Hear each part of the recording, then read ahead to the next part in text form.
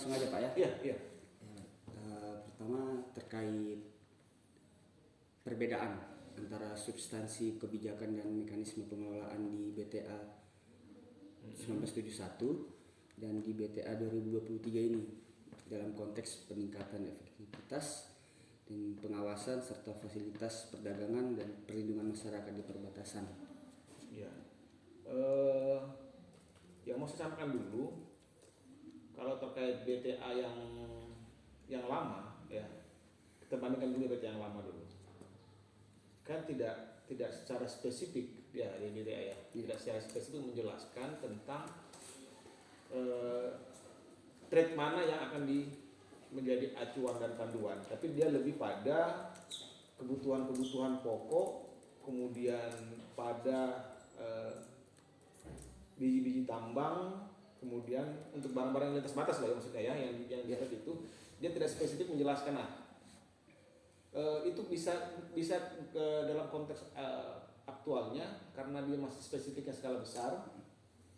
Contoh ini kan Malaysia ya, di yang 70 itu kan mengatakan bahwa untuk barang yang boleh lintas batas itu termasuk alat-alat perkakas pertanian, perindustrian ya, dan sebagainya itu. Nah, kalau kita masuk di BTA yang 2023 itu sudah spesifik dijelaskan jenis itemnya. Itu ada beberapa jenis item. Sorry, saya buka dulu. Ada beberapa jenis item yang masuk dalam list agreement BTA 2023. Kalau Indonesia itu ada 60 item, kalau Malaysia itu ada 32 item. Itu sudah spesifik dijelaskan. Contoh, barang yang boleh masuk dari Malaysia ke Indonesia itu ada apel, ada pisang, ya, ada air mineral sebagainya. Kalau di BTA yang lalu tidak dijelaskan itu. Kenapa saya harus jelaskan itu dulu? Supaya kita bisa tahu dulu apa ekses sampai dampaknya. Kalau di BTA yang sekarang sudah spesifik menjelaskan. Kalau dulu tidak menjelaskan secara spesifik, jadi kita bisa bermain pada kalau misalnya kebutuhan pokok, boleh saja termasuk beras kan, bisa bermain di bentuk-bentuk lain, misalnya gula kan itu juga pokok. Nah, itu yang bisa selama ini perdagangan yang berlaku sebelum BTA 2003 itu dipakai. Asalkan ini memang memenuhi syarat pada konteks dulu kesepakatannya Rp600 ya kan, Rp600. Nah, itu walaupun jujur saja Pak di lapangannya tidak seperti itu. Karena ini kan kearifan lokal ya, orang kebutuhan kita selama itu saya sampaikan dengan teman-teman. Selama kebutuhan pokok kita dari Indonesia masih belum terpenuhi secara signifikan dan harga lebih memungkinkan, orang mencari harga yang lebih murah dan kualitas lebih baik, dan Malaysia menyediakan itu. Nah, itu yang terjadi sehingga orang masih bertransaksi dengan pihak Malaysia dengan sistem bahwa yang penting barang itu tidak keluar dari Nunukan lah. Gitu. Nah, itu yang kemudian menjadi persoalan di BTA yang 2023. Walaupun memang menjadi penting karena jangan sampai nanti ada barang-barang yang di luar kewenangan pemerintah yang masuk. Tapi saya melihat justru implementasinya itu akan menyulitkan masyarakat sendiri. Contoh, beras itu tidak masuk sudah. Sekarang kebutuhan beras Nunukan ini itu hanya dapat dari Sulawesi. Kalau misalnya di Sulawesi ada bencana, misalnya kapal itu karena mungkin gelombang ya, itu harga beras di sini gila-gilaan deh. Nah, mau tidak mau ambil dari mana? Ambil dari Malaysia. Nah, kalau kita mengikuti BTA tidak masuk tuh barang. Tidak masuk tuh barang. Nggak bisa masuk karena dia tidak masuk dalam list list yang di BTA 2023. Tapi, itu saya bilang tadi, akhirnya masyarakat secara diam-diam mengirim dari Malaysia. Seandainya dia masuk dalam list mungkin ada masalah, masuknya bisa resmi, gitu kan. Nah, kenyataannya karena tidak masuk dalam list, ya orang, ya mohon maaf lah, dalam tanda kutip, ada dokumen jadinya kan. Kalaupun dia mau impor boleh, tapi kan harganya justru melambung tinggi. Ya. Nah, sekarang begininya orang masyarakat mau beli yang mana? Harga tinggi, sementara beras Indonesia sangat susah. Sekarang saja ini harga beras lebih tinggi, lebih mahal dari Indonesia. Beras Malaysia jauh lebih murah. Sehingga masyarakat implementasinya ya mau ambil yang lebih murah dengan ekonomi yang sekarang lagi susah itu. Jadi BTA yang sekarang memang bagus pada satu sisi, dia mengatur seluruh jenis-jenis belanja dan jenis-jenis barang yang boleh masuk berdasarkan BTA tadi. Tapi pada konsekuensi lain ada beberapa item yang tidak diatur oleh BTA itu. Nah, sementara yang tidak diatur justru merupakan kebutuhan pokok masyarakat di sini. Contoh tadi, kalau coba aja dibaca-baca, itu beras nggak masuk di 32 item. Ya. Masuk Pak, 62 gitu. 60. Ya, 30 punya. Nah, beras tidak masuk. Beras krayan kan? Ya, beras keren tidak masuk. Tidak masuk, besadar. Jadi sini ini kan apel, pisang, kacang-kacang tanah, air mineral, roti, mentega, makanan ringan, ikan kaleng, wortel, pergelangan tangan, pewarna, kosmetik, buah naga, ikan asin, durian, tali pancing, unggas, ikan segar, jus buah, bawang putih, anggur. Nggak masuk beras. Turunannya kali. Turunan mananya? Kalau list kan sudah bicara turunan Pak. Bawang merah, sirup, nggak ada. Nah jadi kalau kayak kita mau ekspor beras ke luar tidak bisa karena nggak masuk dalam item. Maka lintas batasnya nggak masuk. Nah, itu yang agak sulit. Tapi memang dengan BTA ini kita bersyukurnya bahwa pemerintah masih melihat bahwa pedagang lintas batas ini menjadi perhatian dalam rangka agar masyarakat di perbatasan itu bisa tetap mendapatkan kebutuhan pokok dari Malaysia. Artinya tidak ditutup dengan berbagai macam regulasi-regulasi yang yang lebih menyulitkan ya, karena kan ini kan dalam konteks lintas batas. Nah itu, jadi itu mungkin lebih mengarah ke situnya ya kalau saya lihat BTA ini. Jadi kan ini kan hanya untuk kebutuhan-kebutuhan barang yang ada di perbatasan. Ini tidak berlaku di lokasi-lokasi yang di luar perbatasan. Artinya tidak seluruh Indonesia berlaku kan, dia hanya pintu-pintu masuk aja. Nah gitu deh.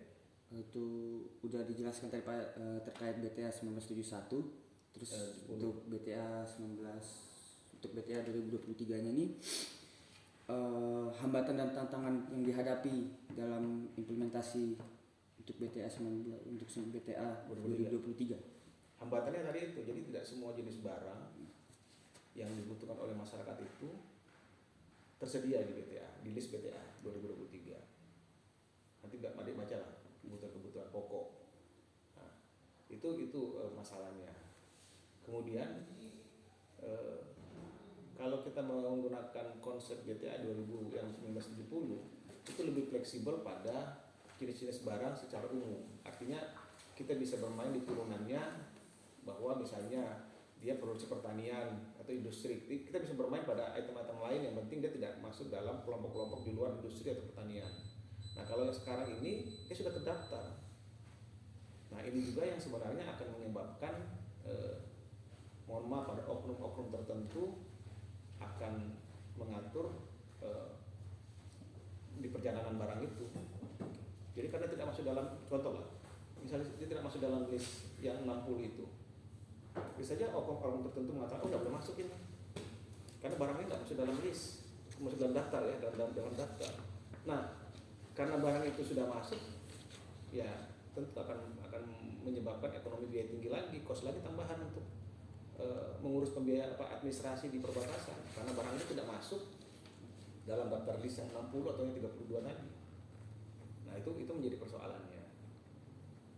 Kalau yang lain, saya kira seperti saya bilang tadi, ya kita masih bersyukur bahwa pemerintah masih memperhatikan bahwa pedagang lintas batas ini harus mendapat keistimewaan dibandingkan dengan pengaturan-pengaturan dengan pola-pola seperti yang di luar perbatasan. Karena kan lebih banyak pada harusnya barang-barang yang selama ini masuk keluar itu yang masuk dalam list gitu kan, sehingga memudahkan warga masyarakat yang setiap hari memang menggunakan barang itu. Walaupun dalam konteks realnya antara perbatasan satu dengan perbatasan yang lain itu berbeda kebutuhannya. Contoh kalau misalnya ada ke Kalimantan Barat, itu mungkin kebutuhan dengan di sini berbeda. Contoh misalnya ya, di Krayan itu penghasil beras adan. Mereka tidak bisa mengirim pisang karena tidak dalam listnya. Artinya itu maka berlaku ekspor impor jadinya. Itu yang akan sedikit menyulitkan mereka. Tapi kalau dia menggunakan perdagangan lintas batas kan ada perlakuannya yang lebih khusus terkait dengan kearifan lokal di daerah masing-masing. Itu makanya ada nilai transaksi atau nilai batas ambang 600 saja. 600.000. Ya, walaupun jujur saja 600 itu pada level kan kalau saya lihat itu 600 itu kan per bulan ya kalau di dokumen resminya. Iya. Apa proses salah? tidak boleh lebih dari sebulan. Iya kan 600 itu kalau menggunakan kan beda kalau yang menggunakan kapal ya. Itu ada kapal tuh boleh sekian ribu ya kalau kapal itu. Tapi kalau perorangan itu 600 per bulan kan. Nah, 600 per bulan itu kan real kenyataannya kan bisa lebih bisa kurang. Karena masyarakat kadang-kadang belanja bisa melebihi dari ambang. Misalnya saja saya sering masuk ke Malaysia. Mungkin teman-teman punya data nanti kalau misalnya tanya teman-teman yang di pelabuhan sama penumpang-penumpang yang sering mengurus penumpang sana. Beliau kan kadang masuk keluar bawa makanan atau bawa belanjaan masuk Indonesia gitu kan. Ya. Nah, itu setiap hari mereka ke sana itu bisa lebih dari 600. Tapi memang secara administrasi kita harapkan tetap pada level 600. Karena begini juga sebenarnya kita kan juga harus cinta produk Indonesia sendiri. Jangan segala sesuatunya harus dari Malaysia gitu kan. Kan ada barang. Masalahnya sekarang harga kita tuh lebih mahal deh. Kemudian tidak semua tersedia. Nah, di sebelah barangnya tersedia dan harga lebih murah. Nah, itu yang menjadi persoalan. Kita cinta tapi ketersediaannya tidak memadai. Itu. Yang saya baca Pak, memang terkait informasi tentang BTA 2023 ini sangat terbatas di internet. Jadi saya ada temukan satu informasi Iya. untuk nilai batas ambang itu dari 600 naik ke 2400 RM. Itu pasti apa hanya isu-isu? Saya kira itu hanya isu karena di Soseknas pun tetap pada level 600 ringgit per orang per bulan. Pada perjanjian terbaru yang nanti akan diratifikasi. Yang 2000 di BTA ini tetap 600 ya. Posisinya 2000 itu tetap 600 di BTA ini yang Pak Menteri Perdagangan sama Menteri Perdagangan Malaysia itu tetap 600. Kalau isunya ada 2000 itu usulan sebenarnya. Jadi memang dari dulu kita sudah usulkan karena begini kan fakta di lapangan tidak seperti itu. Nah, teman-teman dari beberapa wilayah lain juga mengusulkan agar ada kenaikan karena kebutuhan kita dengan Malaysia kadang-kadang memang melebihi ambang 600 ringgit per bulan. Tapi oleh pemerintah Indonesia masih Kementerian Luar Negeri dan Kementerian Perdagangan masih mempertimbangkan itu tadi jangan sampai kita ini lebih dominan belanja ke Malaysia sehingga kebutuhan pokok kita ini lebih tergantung akhirnya terus-menerus dengan pihak Malaysia. Nah, diharapkan 600 itu kita pun bisa membeli barang-barang dari Indonesia seluruhnya. Oke, siap Pak. Ini pertanyaan terakhir Pak. Terkait Badan Pengelola Perbatasan Daerah ini merancang strategi apa tentang adaptif dan inovatif ke depan untuk menjawab tantangan implementasi BTA 2023 agar dapat mengoptimalkan manfaat ekonomi, sosial, keamanan dan di wilayah perbatasan. Kalau karena fungsi kami kan pada fungsi koordinasi ya, fungsi koordinasi dan fasilitasi, kami lebih pada koordinasi pada tingkat teman-teman di OPD maupun di kementerian lembaga agar BTA ini betul-betul berjalan dengan baik. Jangan sampai nanti ada persoalan-persoalan yang justru membuat kita sendiri di perbatasan menjadi bumerang. Karena BTA ini kan oleh pemerintah diharapkan bisa memberikan kemudahan buat kita untuk membeli barang-barang dari Malaysia berdasarkan daftar yang ada. Nah, jangan sampai digunakan oleh pihak-pihak tertentu untuk mengirim dari Malaysia barang-barang yang tidak sesuai dengan daftar itu. Nah, kami di sini berkoordinasi dengan teman-teman misalnya Kementerian Perdagangan, Kementerian Perdagangan, ke teman-teman terkait di provinsi maupun ke BNPB ya, Badan Nasional Pengelola Perbatasan, agar mereka pun bisa melihat karena jujur saja kewenangan luar negeri kan bukan di kita. Kewenangan luar negeri ada di pemerintah pusat. Jadi pemerintah pusat yang memang banyak bermain terkait dengan regulasi tadi. Cuma kami memang tetap berharap bahwa ketersediaan kebutuhan-kebutuhan kita di dalam negeri itu lebih banyak daripada kita harus bergantung dengan Malaysia. Walaupun real sekarang tetap seperti itu dan barang-barang yang masuk juga secara perlahan-lahan juga kami berupaya untuk mengurangi barang-barang yang Malaysia yang masuk ke Indonesia. Dan sekarang memang sudah ada beberapa item-item barang Malaysia yang memang sudah jarang lagi sudah di Indonesia, kecuali memang kebutuhan pokok. Nah, kebutuhan pokok itu yang masih dominan di kita.